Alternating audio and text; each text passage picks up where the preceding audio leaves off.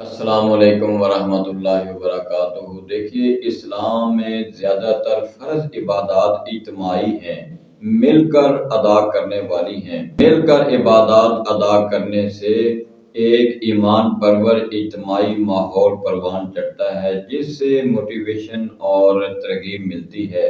آپ نماز کو دیکھ لیجئے، مردوں پر دن میں 5 دفعہ مساجد میں جا کر باجماعت نماز ادا کرنا فرض ہے۔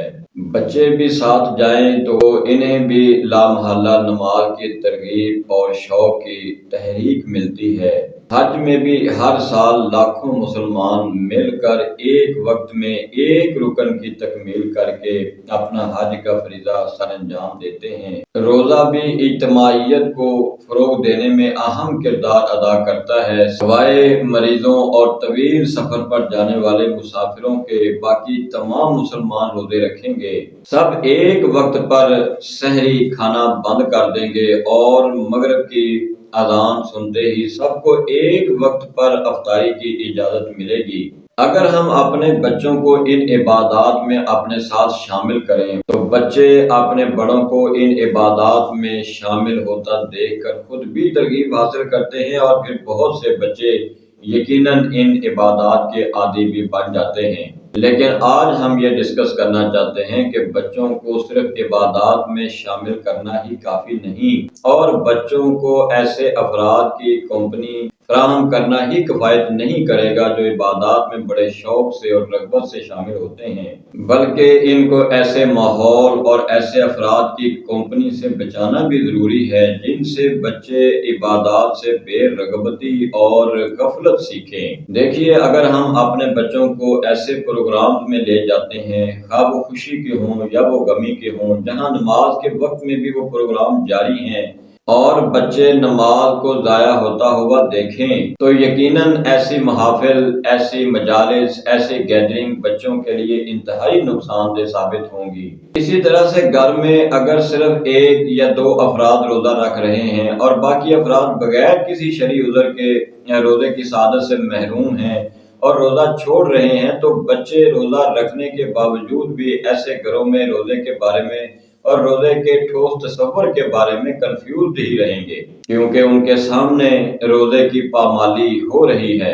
اسی طرح سے رمضان المبارک میں بھی روزے کی حالت میں بھی بچے ایسے تعلیمی ادارے میں تعلیم حاصل کرنے کے لیے جا رہے ہیں جہاں روزے کی پامالی ہو رہی ہے، جہاں روزے کو اگنور کیا جا رہا ہے، جہاں رمضان المبارک کی حرمت کو پامال کیا جا رہا ہے، یا کسی ایسی میٹنگ یا گیدرنگ میں جاتے ہیں جہاں روزے کو اگنور کیا جا رہا ہے، یا ایسے افراد سے ملتے ہیں جو روزے کو اگنور کر رہے ہیں اور رمضان المبارک میں بھی روزہ خوری کر رہے ہیں، تو بھی یقیناً بچے روزے کا کوئی ٹھوس تصور حاصل نہیں کر پائیں گے۔ جس طرح روزے کی حالت میں آپ اپنے روزے کی حفاظت کرتے ہیں، بالکل اسی طرح ہمیں اپنے بچوں کے روزوں کی نگہداشت بھی کرنی پڑے گی۔